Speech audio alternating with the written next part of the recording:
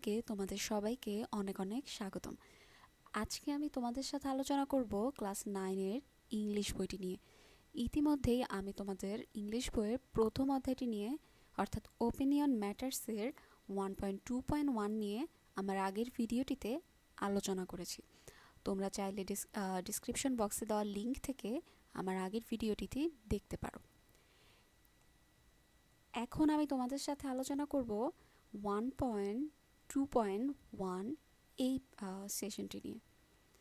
ওকে, চলো তাহলে দেখে নেই এখানে কি আছে। তো আমরা দেখতে পাচ্ছি একটি টেক্সট 1 দেওয়া আছে। তো রিড দ্য ফলোইং টেক্সট, অর্থাৎ টেক্সট 1টা পড়তে বলা হয়েছে। দেন এরপর in pairs or groups list the facts described in the text and writer's opinions on the topic. অর্থাৎ তোমাকে শুরুতে এই টেক্সটটি পড়তে হবে, এরপর এই টেক্সটটি পড়ে কি পড়েছো সেটা তোমাকে লিখতে হবে এবং লেখকের কি মতামত এই টেক্সটটি থেকে তুমি কি বুঝলা সেটা লিখতে হবে। Then write about how the writer's opinions influence your thoughts. অর্থাৎ এই টেক্সটটি পড়ার পর লেখকের লেখাটি তোমাকে কিভাবে, তোমার চিন্তা ভাবনাকে কিভাবে ইনফ্লুয়েন্স করেছে এই লেখাটি, সেটি তোমাকে লিখতে হবে এবং অবশেষে এটি তোমার ক্লাসের সবার সাথে শেয়ার করতে হবে। ওকে, চলো তাহলে টেক্সট 1-এ কী আছে দেখে নিই। অ্যাজ বাঙালিস, অর্থাৎ বাঙালি হিসেবে Bangabandhu's speech at the united nations assembly is a matter of great pride for us. অর্থাৎ বাঙালি হিসেবে জাতিসংঘের অধিবেশনে বঙ্গবন্ধুর ভাষণ একটি অত্যন্তের গর্বের বিষয়।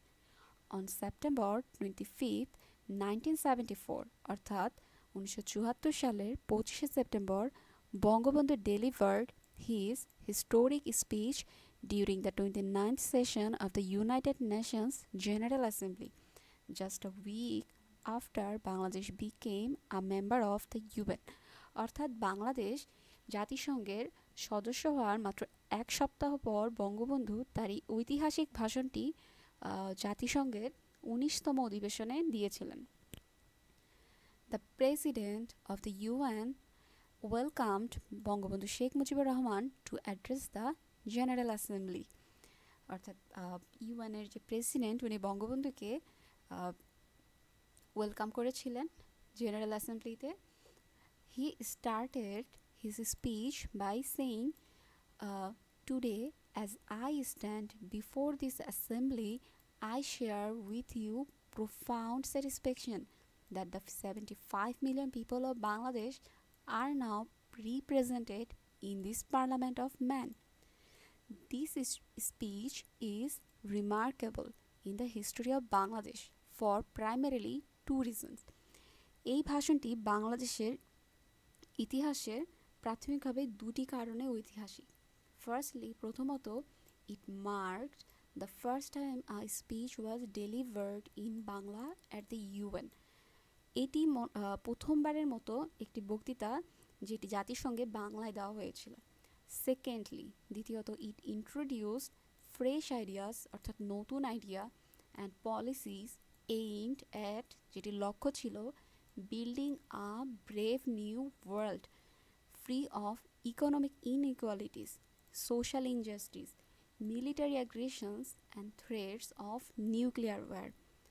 অর্থাৎ সাহসী একটি নতুন বিশ্ব তৈরি যেখানে কোনো অর্থনৈতিক বৈষম্য থাকবে না, সামাজিক অবিচার থাকবে না, সামরিক আগ্রাসন থাকবে না, এইরকম একটি বিশ্ব তিনি তৈরি করার কথা বলেছিলেন। ওকে, তাহলে দেখে নেই আমাদের কি টাস্ক আছে। You can list your responses in the following grid. এখন এই গ্রিডে তোমাদের ফার্স্ট কলামে তোমাদের ফ্যাক্ট লিখতে হবে যে টেক্সট 1-এ থেকে তোমরা কি ফ্যাক্ট পেলে।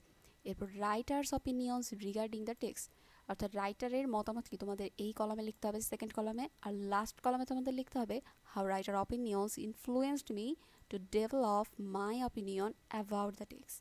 ওকে, তাহলে আমরা দেখে নিই টেক্সট 1-এর এই প্রবলেমটি আমাদের জন্য কি সমাধান করে দেওয়া আছে। ইট ওয়াজ 25 September 1974.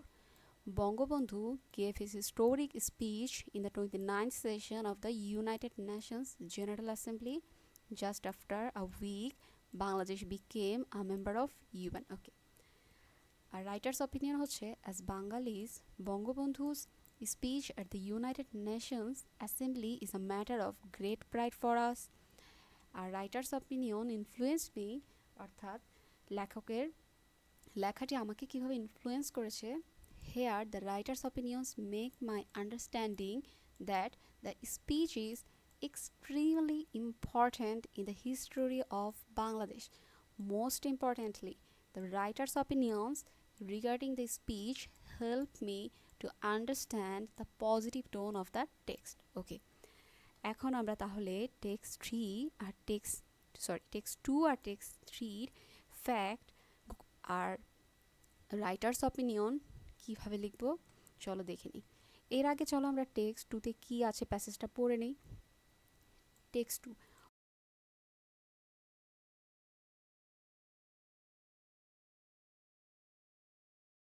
ওন্ডার্স অফ ইজিপ্ট, অর্থাৎ মিশরের wonders. How the pyramids at Giza were build is one of Egypt's biggest mysteries. Mysteries মানে হচ্ছে তোমার রহস্য, অর্থাৎ গিজার পিরামিডগুলো কিভাবে তৈরি হয়েছিল তা মিশরের সবচেয়ে বড় রহস্যগুলোর মধ্যে একটি। দিস মনুমেন্টাল টম্বস আর রিলিক্স হচ্ছে তোমার ধ্বংসাবশেষ অফ ইজিপ্টস ওল্ড কিংডম এরা অ্যান্ড ওয়ার কনস্ট্রাক্ট মানে হচ্ছে তোমার নির্মাণ করা। অ্যাপ্রক্সিমেটলি মানে হচ্ছে প্রায় 4500 ইয়ার্স অ্যাগো, অর্থাৎ এই স্মারক সমাধিগুলো মিশরের ওল্ড কিংডম যুগের ধ্বংসাবশেষ এবং এটি নির্মিত হয়েছিল প্রায় 4500 বছর আগে। The pyramids were constructed throughout ancient Egyptian history as a means for pharaohs to display their power. অর্থাৎ পিরামিডগুলো প্রাচীন যুগে নির্মিত হয়েছিল মিশরীয় ইতিহাসে ফারাওরা তাদের ক্ষমতা প্রদর্শন করত এই পিরামিডগুলো বানানোর মধ্যে দিয়ে।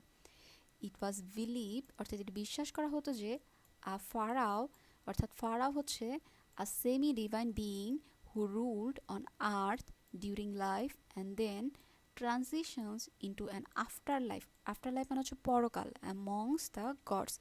অর্থাৎ ফারাওরা বিশ্বাস করতো যে তারা পৃথিবীতেও যেরকম শাসন করতো, মৃত্যুর পরেও কি তারা দেবতা রূপে আবার পৃথিবীকে শাসন করবে, বা ওই দুনিয়া বা পরকালেও কি তারা afterlife amongst the gods, অর্থাৎ তারা সেমি ডিভাইন বিইং ছিলেন।